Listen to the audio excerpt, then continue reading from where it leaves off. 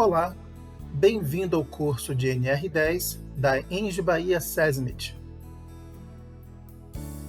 Saudações prevencionistas, aqui é o Evandro Brito da ENGE Bahia SESMIT e se você gosta de conteúdo técnico com qualidade, atualizado e sem enrolação, acompanhe este vídeo.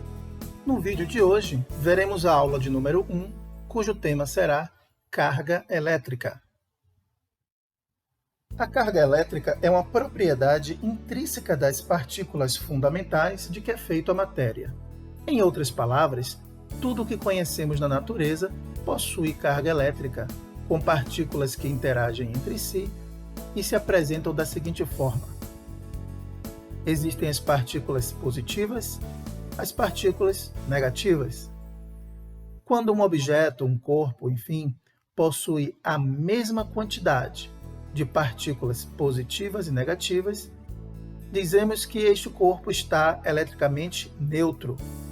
Até mesmo, ao contrário do que muita gente imagina, algumas pessoas se referem à palavra neutro como se este objeto não possuísse carga elétrica. Isso não é verdade. Quando falamos a palavra neutro, dentro do contexto da eletricidade e magnetismo, significa dizer que este objeto possui a mesma quantidade de partículas positivas e partículas negativas, ou seja, o somatório entre partículas positivas e negativas será igual a zero. Outra observação que podemos fazer é que quando temos a quantidade de partículas positivas diferentes das quantidades de partículas negativas, independente de ter mais ou menos para cada um dos lados, podemos dizer que este corpo está eletricamente carregado.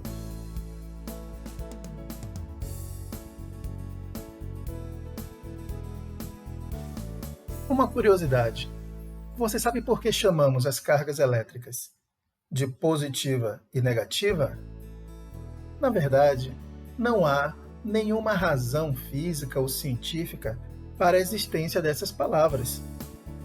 Em 1752, Benjamin Franklin, ao estudar a condução da corrente elétrica por meio de objetos, ele definiu que a corrente elétrica tinha cargas que ele chamou de positivas e negativas.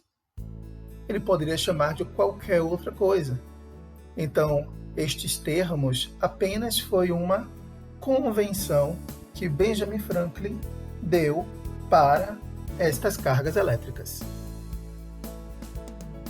É muito comum criarmos centelhas elétricas através da atração eletrostática em situações comuns do dia a dia, como, por exemplo, ao tirar uma roupa de malha depois de uma caminhada ou realização de exercícios físicos, ou quem sabe, ao tocar um objeto metálico após caminhar descalço sobre um tapete. Geralmente, esses fenômenos são tidos como mera curiosidade. Mas ao gerarmos uma centelha elétrica através da atração eletrostática, estando numa área classificada ou área com risco de explosão, os resultados podem ser catastróficos. Segue então a necessidade de estudarmos as cargas elétricas e suas interações. A ciência da eletricidade e magnetismo ganhou mais representatividade há cerca de 300 anos, quando Maxwell, através das teorias de Faraday, desenvolveu algumas equações matemáticas capazes de calcular as forças que envolvem a eletricidade e magnetismo.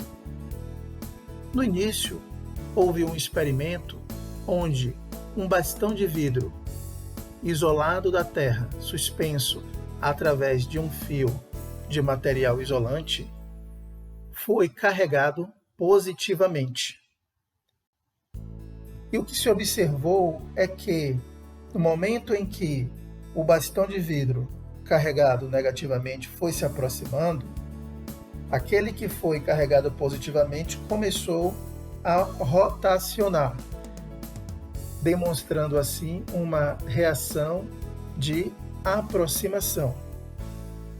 Dessa forma, observou-se que as cargas de diferentes polos, ou seja, carga positiva com a carga negativa, elas tinham as características de aproximarem-se, de atraírem-se. Em outro momento, foi colocado 2 bastões com as mesmas cargas. Neste caso, temos a representação de 2 bastões carregados positivamente.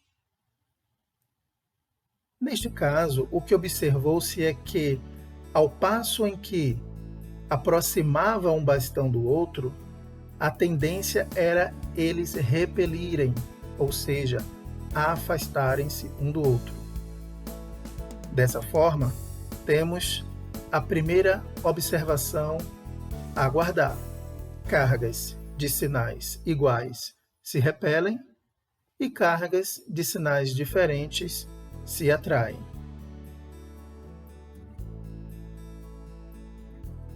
Agora, para exercitarmos, observe estas 2 imagens.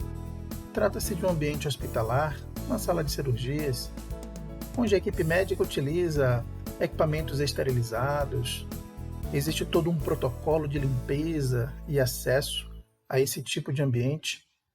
Então, baseado na aula de hoje, responda a esta pergunta: onde está a fonte de contaminação? A força eletrostática pode desempenhar um papel importantíssimo na contaminação hospitalar.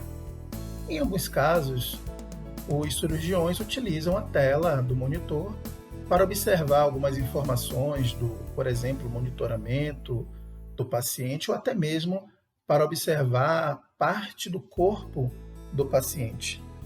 Então, o exemplo que eu vou dar aqui, ele se relaciona aos monitores com a tela do tipo convencional. Não se aplica para telas de cristal líquido, ok? Os monitores com a tela do tipo convencional são desenvolvidos através de um meio de canhão eletrônico, no qual a tela ela é carregada positivamente. Então, se a tela é carregada positivamente, no ar haverá algumas partículas que estarão carregadas negativamente ou neutras. E essas partículas podem ser poeiras, fios, fiapos de tecido, partes de células epiteliais, enfim. E algumas dessas células, algumas dessas partículas, poderão ter algum tipo de bactéria. Então, nesse caso, a tela que está carregada positivamente, ao atrair estas partículas que terão algum tipo de bactéria, ficará também contaminada por bactérias. Então, suponha que o cirurgião, alguém ali da equipe médica, coloque o dedo, com a luva mesmo, na tela do monitor. Bom, nesse caso, a tela irá gerar um excesso de elétrons que serão transferidos para a ponta do dedo dessa pessoa. E nesse momento, ao colocar a mão no paciente, em algum outro instrumento, o médico poderá transportar essas bactérias para o paciente ou até mesmo para um órgão interno do paciente, o que é ainda pior. Então, para evitar que esse tipo de coisa aconteça, atualmente existem protocolos que alertam os cirurgiões a não encostarem os dedos nas telas dos monitores no momento de uma cirurgia, por exemplo. Uma outra forma de contaminação semelhante pode ocorrer nos aventais de plástico que a equipe médica utiliza para proteger suas roupas.